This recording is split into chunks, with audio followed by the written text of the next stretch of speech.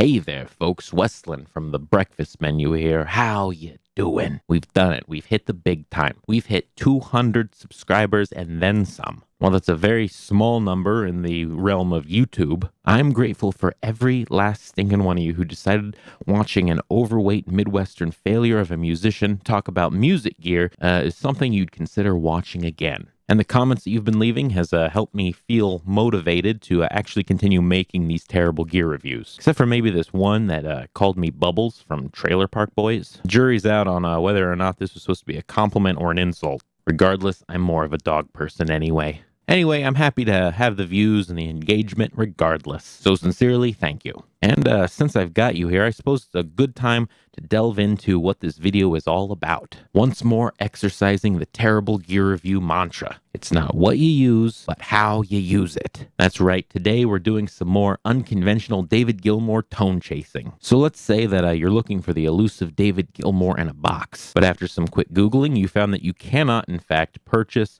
a famous musician and have him delivered to your door in a recycled refrigerator box. Human rights and all that. Not to mention, you'd have to feed him and give him a place to sleep. It's just too much to fuss with. And maybe you saw the famous tribute band Brit Floyd uses Axe Effects, and you really like what they've been able to achieve with that. But then you look up how much they are and find that they cost approximately one used Honda Civic. So then you do a little bit more research and you find a company called Jam Pedals. And they make a multi-effects unit called the Pink Flow. Perfect, right? Well, it would be if it wasn't $1,000. Another used Honda Civic. Rent and groceries are expensive enough these days. A little bit more research and you find the Keeley Dark Side. Cool pedal. Still $300. Is it worth it? I don't know, probably. But that is over a week's worth of work for me. So let's focus on something even more affordable. Enter the Boss ME-50. That's right, yet another piece of discontinued gear getting the spotlight on my channel. What can I say? I'm old and I like old things. But guess what? These babies are under $200 all day on Reverb. Sometimes less than $150. And I've been using mine for 15 years at this point, and it's still going pretty strong. And I can't tell you how many gigs I've played using just the ME-50. It is incredibly versatile. Fits in a backpack, it's in stereo, the effects chain is already in the proper order.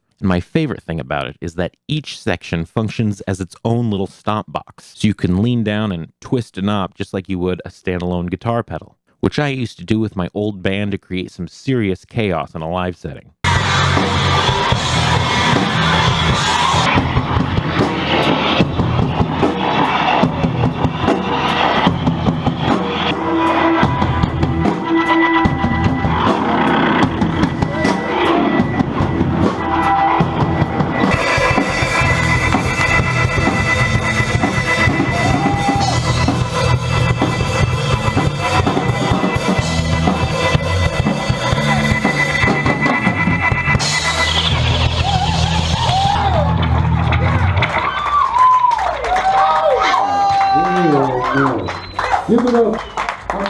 Now there's a lot to demonstrate with this pedal, so I'm going to try and keep this video condensed to just getting David Gilmour sounds out of it, although it is perfectly capable of doing a whole lot more than David Gilmour sounds.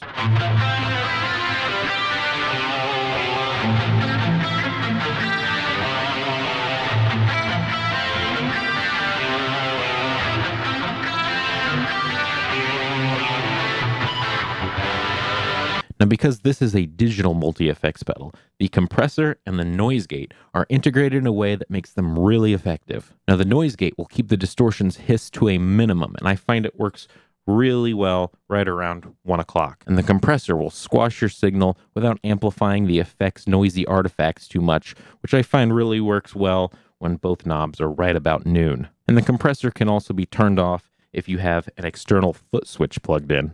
Now, if you run it line out, which is what I'm doing, you'll get some built-in speaker emulation. And as I mentioned before, it is in stereo, which sounds really great if you've got a little bit of the unit's reverb turned on.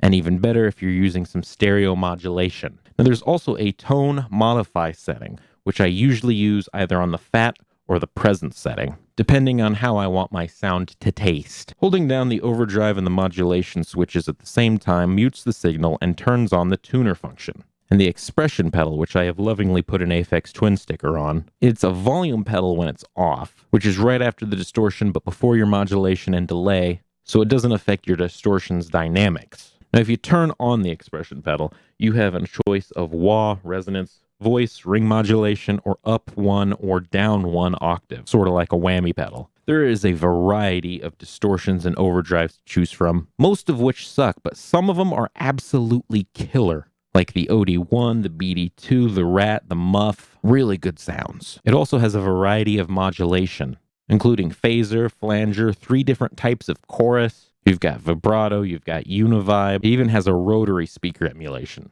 I actually really like the stereo chorus and Univibe on it. And lastly, we have the delay section. For Gilmour sounds, I really prefer either the analog setting or the space pan setting. You can also hold down the foot switch and it turns into a tap tempo, and then you hold it again and it turns off. And with their powers combined, the spirit of David Gilmour shall compel you.